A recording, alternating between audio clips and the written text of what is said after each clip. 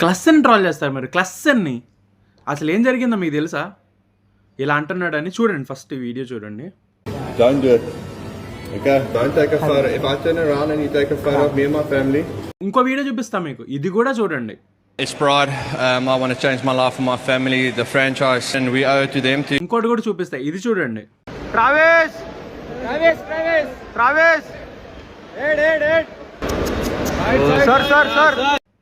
So నేను చెప్పేది ఏంటంటే, అలా పబ్లిక్ ప్లేస్లో ఫ్యామిలీ ఉన్నప్పుడు మీకు ఇంగ్లీష్ వచ్చారో నాకు తెలీదు, చదువుకోని కొడుకులు ఉంటారు కొంతమంది, ఇలా హెడ్ని ఎడ్డు ఏంటది కుక్క పిల్ల ఏంటి, వాళ్ళు ఏమైనా ఫ్యామిలీ ఉన్నప్పుడు ఎలా పడితే అలా పిలిస్తే వాళ్ళు ఎలా ఫీల్ అవుతారు తెలుసా?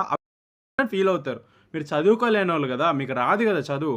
పిలవడం అనేది ఒక ఆర్ట్. పిలిస్తేనే ఎలా పిలిస్తే పలుకుతారో కూడా తెలిసి ఉండాలి. పిచ్చిగా పిలిస్తే అబ్బాయిగా ఫీల్ అవుతారు. అది ఫ్యామిలీ అందరూ ఉన్నప్పుడు పిలిస్తే ఫ్యామిలీ అంతా అబ్బాయిగా ఫీల్ అయ్యింది. ఇండియాకి వచ్చినప్పుడు మన పరువు పోతుంది ఫస్ట్ మీరు పిచ్చిగా ప్రవర్తిస్తే.